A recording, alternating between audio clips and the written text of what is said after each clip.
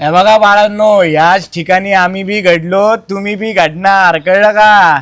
चिनू आता आज माझा रिझल्ट लागला किती टक्के पडले बाळा? 82. बाळा 82% काही उपयोग नाही. आमच्या काळात जेव्हा आमचा रिझल्ट लागायचा ना, तेव्हा आमची इथली लोक विचारायची काय चिन्या 96 का 97? मी रडत रडत सांगायचो 95. बाळांनो, आमच्या वेळेस शिक्षण एवढं अवघड होतं ना, मी संस्कृत विषय इंग्लिश मध्ये शिकायचो आणि गणित विषय सायन्स मध्ये शिकायचो. एवढं अवघड शिक्षण होतं आमच्या वेळेस. अरे पण चिनू आता तू कितवी पर्यंत शिकलाय? बाळा मी CA केले, CA. अरे पण ते तर अवघड असतं ना. बाळा CA म्हणजे कम्प्लीट आराम. आमच्या बापांनी MBA केलं होतं, मस्त बसून आराम. आणि आमच्या आजोबांनी BBA केलं होतं, बसल्या बसल्या आराम. अख्खं खानदान सुशिक्षित आहे, कळलं ना?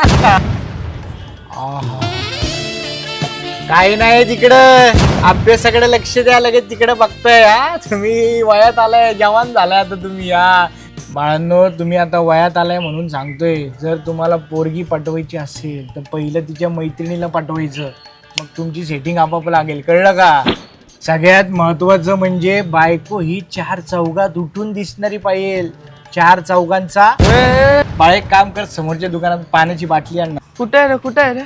अरे ते काय समोर डोळे काय चिनू आता झाकलेत का काय तुझे? ते काय आहे? बाळा तुझा वाढदिवस कधी असतो? 10 जून. असं कसं काय 6व्या महिन्यात?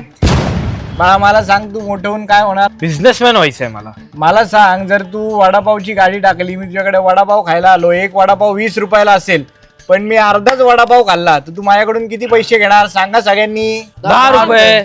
अरे येड्या डोक्याच्या नो, हे झालं पुस्तकातलं ज्ञान. 20 चे अर्धे 10.